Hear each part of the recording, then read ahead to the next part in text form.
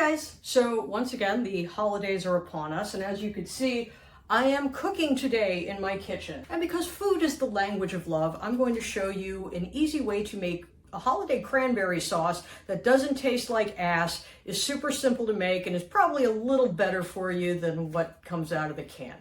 Hey buddy. Hi! You mind getting up off my cookbook there? Okay. Alright, let's go. And oh, of course, my fuzzy best friend Sammy, because it's very hygienic to have a fuzzy friend on the countertop when you're cooking, he's going to be helping and assisting today too. Okay, let's get started. So first up, we're gonna take our bag of fresh cranberries here, which I've already pre-cut open, and you didn't see me accidentally spilling some of the berries on top of the countertop, so that's good.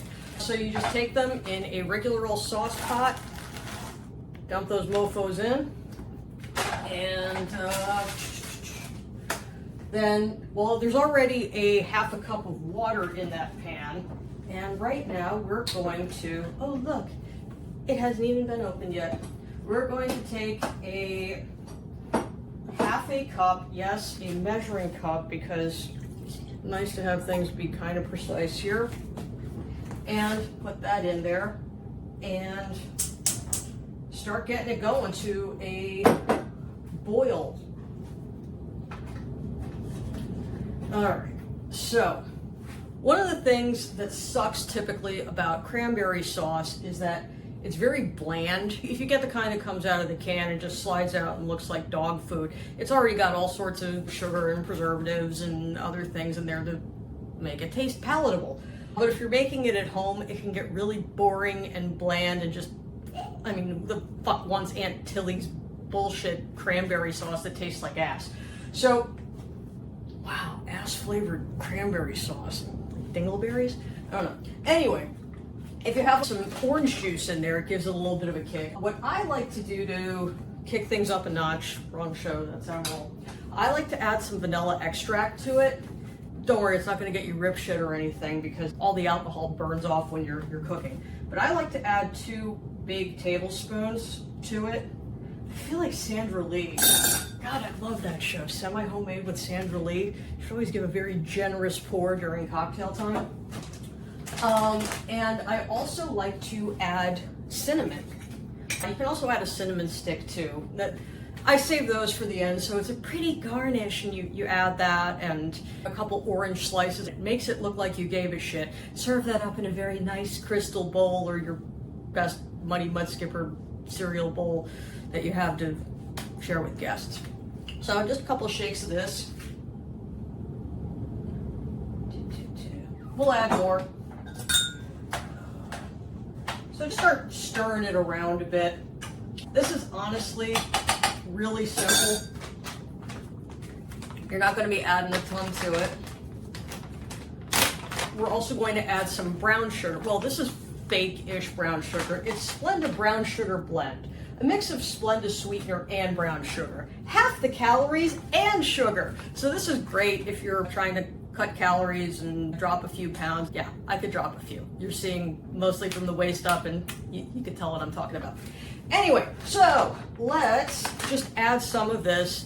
I usually add it a couple spoonfuls at a time, and you add it to taste, just to make sure it's not too cloyingly sweet, because you still want some of that tanginess from the citrus. And you still want cinnamon and vanilla goodness in there, and you don't want to muck it up with too much sugar because that just gets gross. So we're going to add a couple teaspoons of this. Well, a couple big chunks. Who are we kidding? Because that's part of cranberry sauce. You want it to be somewhat jelly-like. And the nice thing about this one, unlike regular brown sugar, for some reason, if you don't bind up your brown sugar bag after you've used it or zip it tightly enough, that stuff oxidizes and it turns into a fucking brick that you can brain somebody with. So even if you're not trying to cut calories, I like this stuff because it retains its shape better and it still moves around like actual sugar, and you don't have to use an ice pick to break into it in order to put something into a recipe. All right, we'll give that another stir. Now typically typically you do want to have some sort of sugar in here because that's what gives cranberry sauce its nice jelly-like consistency. But you don't want to go overkill. However, you do need a decent amount of sugar or your sugar substitute because cranberries can be really sour. If you've ever eaten a cranberry on its own, it's not exactly the most delightful taste. It's better when you have it with other flavors to kind of mingle with because it is quite tart and you're not going to pop it in your mouth the same way that you would a blueberry. So while we've got our cranberries boiling here, we're going to start in with, yep, there we go.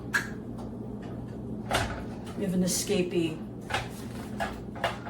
You want to keep your cranberries on the stove boiling. They're still in a fixed state right now. Oh, you can see. I'll bring the camera in closer. But you want them to pop. The berries need to pop and start to liquefy. We're just gonna let these guys boil, do their thing. And Sammy's going to sit over there because the cranberries are starting to pop and they're boiling and making their noise and doing their thing over there. And when cranberries pop, they tend to spray a little bit, and Sammy doesn't want to get his fur dirty. He's feeling very festive. Yes. All right, we'll put you over there, buddy. Let's peek in on our cranberries, shall we? Oh, okay. They're doing their thing. Oh, let's get a really good close look here so you can see the actual hot mess that this is. Yeah. Watch my phone fall off of this stand and completely get obliterated with cranberry sauce. It'd be great because sugar tends to gum up the works of electronics. Not the best idea. Okay. So we got that. We're stirring them up a bit here. Sammy made the right decision to stay off camera here. So he's out of the splash zone with the cranberries. Okay.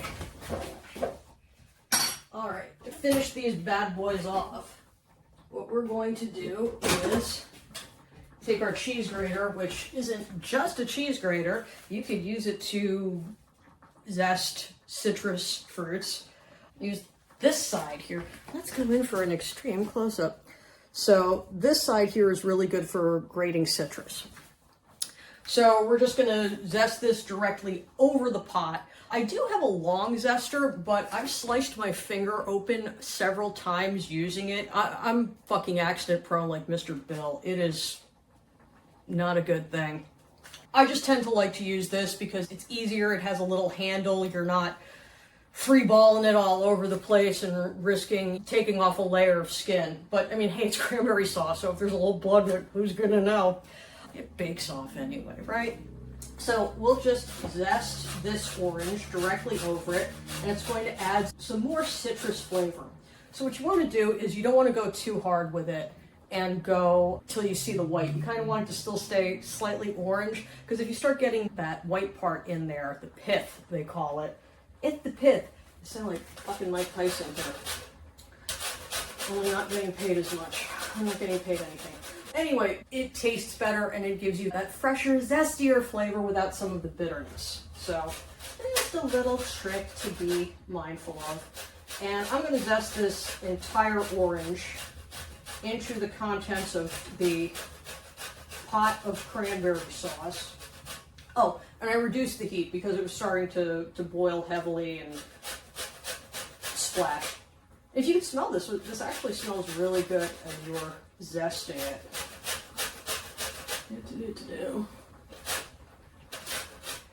And after all of this, I'm going to slice up the orange, waste not, want not, and have myself a nice little breakfast. Okay, so the other thing is you want to get in there and make sure that you take out any of the other grated zest that's still up there inside your thing and put that into the pot, because otherwise you miss out some of the good stuff. And let's give that a little stir and see what it tastes like. Ah, yeah, it's starting to liquefy pretty nicely. Now it really depends how you like to do things. Like if If you like still keeping some of your cranberries in there, cool. Careful, because this shit is like molten lava, so don't get like the entire spoon in there and have a big wad in your mouth. Yeah, this lets you know just exactly how much sugar you might need to add, or if you want to add some more cinnamon, add a little more vanilla. I think I might actually add a little more vanilla. Another teaspoon. So right now we're up to 3 teaspoons. And the top of this stove looks like complete shit right now. Holy hell. I mean, there's like splatter marks and stuff all over the place. Don't worry, I'll wipe it down. Okay, I got that, and let's give a few more whacks of cinnamon into this. Like I said, I like my stuff with added spice. Icky dick. Now cap up the vanilla because this shit's expensive, and I'm one of those accident-prone idiots who winds up getting shit everywhere. So, yay. Okay. Maybe a smidge more sugar. I would not be mad at that.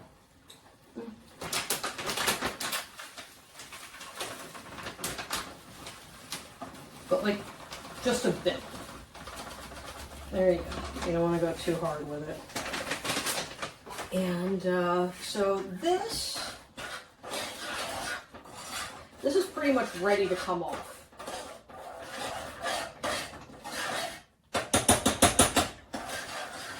You can let it boil it down a little bit more.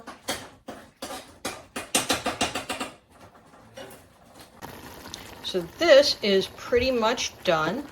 And what you're going to do is turn off the heat, obviously, and then take it off the stove, put it into a bowl to let cool. Actually, I'll probably let it cool in the pot on the stove. As you can see, my stovetop right now, which was formerly clean, now looks like absolute shit, like somebody had their period on there. So that's a good time. But I'll show you what this looks like after we get it cooled down and add a couple pretty little orange slices and cinnamon sticks and make it look festive. Is it safe to come back in the shoot? Of course it is, Sammy. Good, because I don't have a stunt double.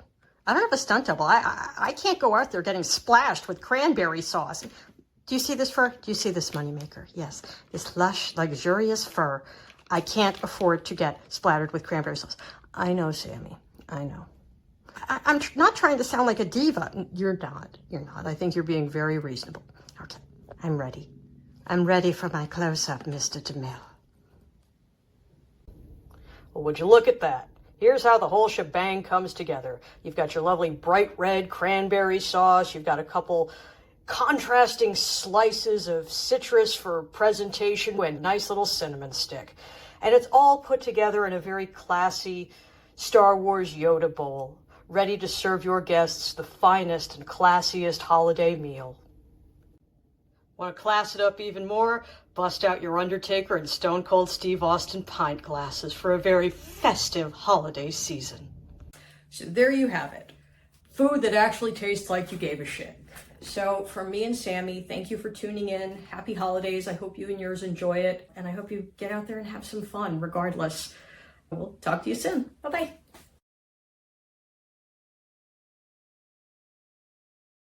Hi guys. So once again, the holidays are upon. Oh, motherfucking fuck you. I think it's a fallacy that, you know, we feel like it's just not Thanksgiving without the turkey. Oh my God, I want to punch somebody every time they say that. It's like, no, dude, it's supposed to be about everybody getting together and talking. And yes, I know sometimes it can feel like a pain in the ass and a bit of an obligation, but at the end of the day, it's nice to know that there's people who actually want you in their house or want to be in your house. So take it with a grain of salt if people start to get on your nerves. You know, it's only once a year. I know, and sometimes it can feel like a very weighty and hefty obligation in a never-ending sea of responsibilities and obligations. But at the end of the day, it is kind of nice.